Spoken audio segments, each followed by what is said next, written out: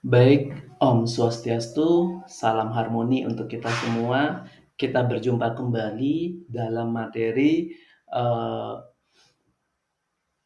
filsafat pendidikan kontemporer, yang dimana saya mengambil judul di pertemuan kali ini adalah dekolonialisasi pendidikan Indonesia, membongkar dikotomi si pintar versus si bodoh dalam memperebutkan sekolah favorit.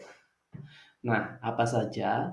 Yang pertama, tentu kita sudah pahami bahwa warisan kolonial dalam pendidikan di Indonesia itu sangat masif dan mengakar. Yang pertama itu adalah sekolah itu masa Belanda dibagi berdasarkan kelas sosial, ras, suku, dan etnis. Nah, yang kedua, lahirnya sekolah favorit, sekolah unggulan untuk kalangan tertentu yang mampu membayar. Nah, yang ketiga itu adalah warisan diskriminasi, akses label pintar dan bodoh.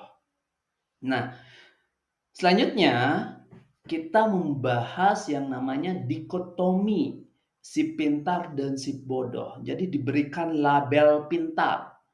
Anak dari keluarga dengan modal sosial ekonominya yang kuat, maka dikatakan anak itu pintar. Sedangkan label bodoh itu adalah anak dari kalangan marginal. Nah, konsekuensinya apa? Di sini akan ada terjadi yang disebut dengan kesenjangan sosial dan perbedaan psikologis anak. Jadi ketika labelnya mendapatkan si pintar, jadi anak itu mendapatkan disebut dengan privilege dalam dirinya, sehingga membuat anak itu memiliki potensi berkembang lebih tinggi. Sedangkan si bodoh dalam tanda kutip karena sosial ekonomi miskin, jadi dia itu untuk berkembang perlu mental yang lebih kuat. Seperti itu. Nah, di sini kami mencoba menghadirkan kritik, menurunkan kritik dari filsafat kritis. Yang pertama itu adalah Paulo Freire. Nah, apa yang dikatakan Paulo Freire adalah pendidikan harus membebaskan, bukan menindaskan.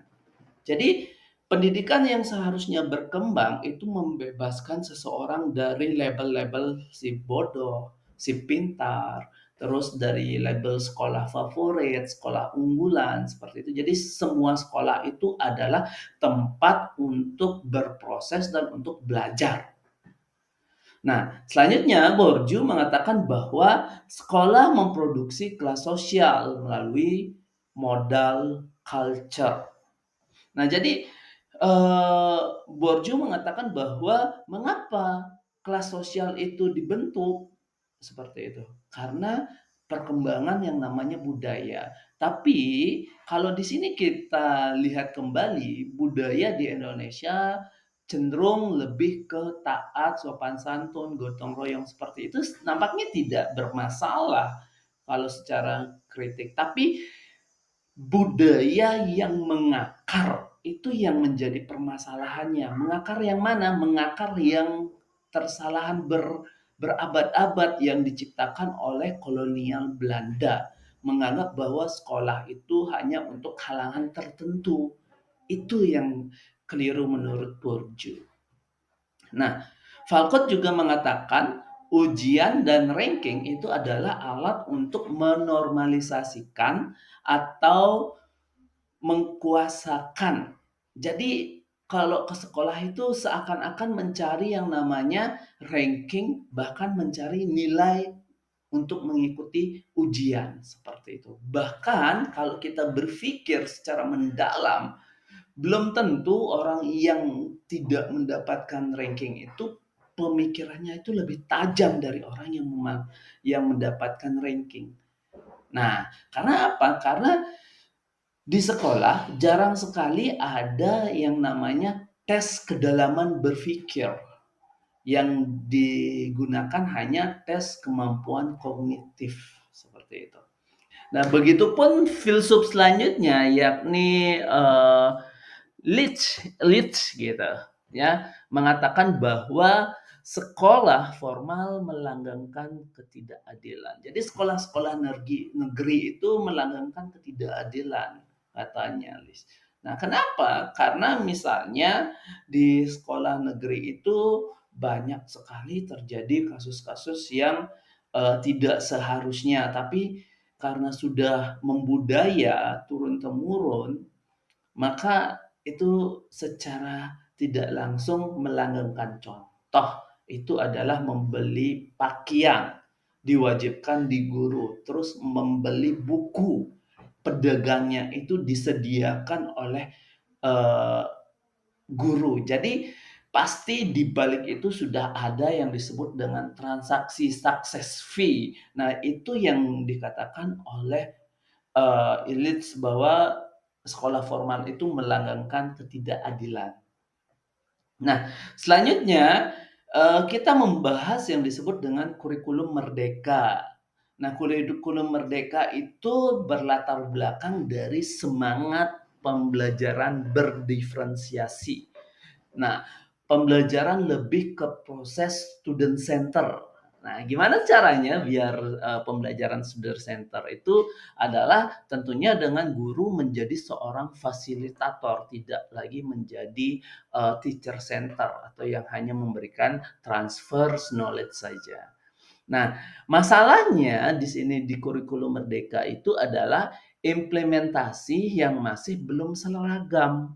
Nah, kesenjangan sekolah di kota dan di desa itu sangat jomplang, sangat jauh, sehingga membuat kurikulum merdeka ini tidak dapat terrealisasikan dengan cukup lancar dan dengan cukup mudah seperti itu. Seperti memerdekakan manusia, memanusiakan manusia. Jadi tidak semudah slogan seperti itu. Perlu perjuangan yang khusus dalam membina lini-lini sekolah baik dari sekolah dasar hingga sekolah menengah atas. Nah, selanjutnya sekolah favorit itu tetap jadi simbol status sosial. Misalnya sekolah unggulan, wih bangga saya dapat sekolah unggulan. Tapi sebenarnya itu adalah warisan dari kolonial Belanda gitu. Dan itu yang susah kita hapuskan karena sudah membudaya katanya Borju. Nah, selanjutnya kritik atas pendidikan. Nah, fokus pada ranking dan ujian sehingga memperkuat dikotomi si bodoh dan si pintar. Yang kedua itu adalah kurikulum merdeka belum sepenuhnya dekolonial. Jadi belum sepenuhnya dapat diterapkan gitu. Nah, guru masih dianggap pelaksana bukan penggerak utama. Jadi makanya di sini terdapat ada program guru penggerak. Karena apa? Memberikan di alam bawah sadar itu agar otomatis menjadi seorang pionir penggerak dari perubahan pendidikan di Indonesia. Nah, namun di sini guru itu masih terkukung sebagai seolah pelaksana seperti itu. Nah, selanjutnya kita ke solusi dekolonialisasi. Ada 3 solusi yang saya paparkan di sini. Yang pertama adalah geser paradigma. Tidak ada yang disebut dengan anak yang pintar, anak yang bodoh, hanya saja terdapat anak yang memiliki potensi yang berbeda. Nah, yang kedua itu adalah demokrasi akses pendidikan yang bermutu. Jadi merata akses pendidikan yang bermutu baik secara prasarana, sarana, SDM. Jadi semuanya sudah terstandarisasi. Yang ketiga, guru sebagai mitra dialog atau partner diskusi, bukan sebagai otoritas tunggal yang memiliki kebenaran yang absolut seperti itu. Nah, selanjutnya kita bisa membahas terkait dengan pendidikan berbasis kearifan lokal. Kenapa kita memunculkan kearifan lokal? Karena budaya-budaya di eh, bagian timur, negara bagian timur itu memiliki filosofi yang kuat secara moral. Nah, yang pertama itu adalah integrasi pengetahuan lokal. Misalnya di pertanian kita mengenal yang namanya subak. Terus di kelautan kita mendengar yang namanya segar kertih. Terus ada istilah adat, ada ekologi dalam Hindu kita kenal misalnya seperti misalnya tumpak wariga yang dimana kita menghormati tumbuh-tumbuhan seperti itu. Nah, yang kedua itu pendidikan karakter dari budaya gotong royong. Jadi itu kita harus bangkitkan kembali. Yang ketiga adalah anak belajar seusai realitas sosial daerahnya. Jadi apa yang dibutuhkan di daerahnya itu, jadi anak belajar berdasarkan itu. Misalnya, pendidikan anak di pesisir.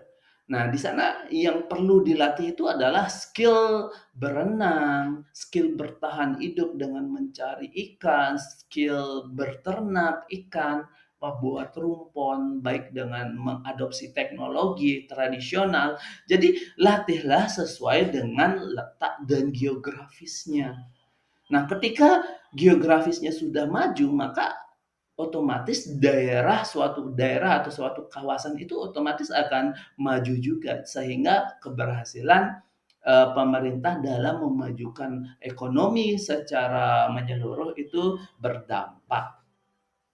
Nah, selanjutnya itu adalah visi pendidikan merdeka. Jadi kita juga harus memiliki visi yang harus dicapai. Yang pertama itu adalah membebaskan dari label menindas. Jadi pendidikan itu tidak ada lagi yang disebut dengan menindas baik secara mental, secara fisik.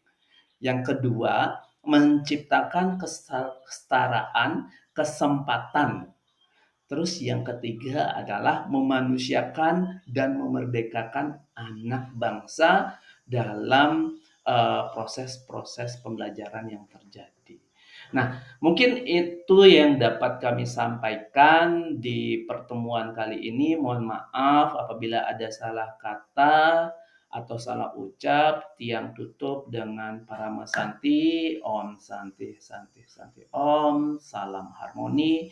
Rahayu, Rahayu, Rahayu.